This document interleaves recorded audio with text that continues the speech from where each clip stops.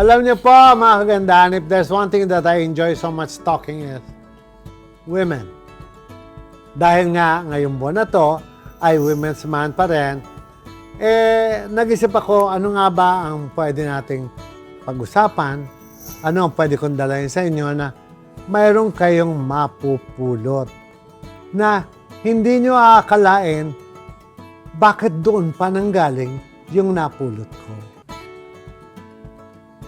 I am admitted to myself at alam ng buong bayan na ako po ay gay. I am openly gay at alam din ng buong bayan that hindi ko gustong nakakakita ng mga gay na kakalat-kalat sa kalye, mga nakabistida, nakamakeup ng ang kakapal.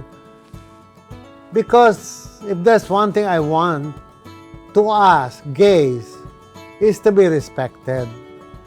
But if you will be walking in the street, nakabistida kayo napakaigse, napakakapal ng makeup nyo, I don't think you are there to earn respect from other people. Ang gusto ko ay galang tayo at huwag tayong gawing monkey in a cage na pinagtatawanan like a cartoons, you know? Ayokong ganon ang kasapitan ng pagiging isang gay. Ang gusto ko, alam niyo, napakarami ko nang nakilalang mga gay na have gone to other countries, nagpa-opera, gumanda, but still act like a gay. You get the point? Naging babae na sila, naging sobrang ganda na, but they're still loud. Kumbaga, bakla pa rin ang kanilang galawan, baklang-bakla pa rin ang pagkilos nila.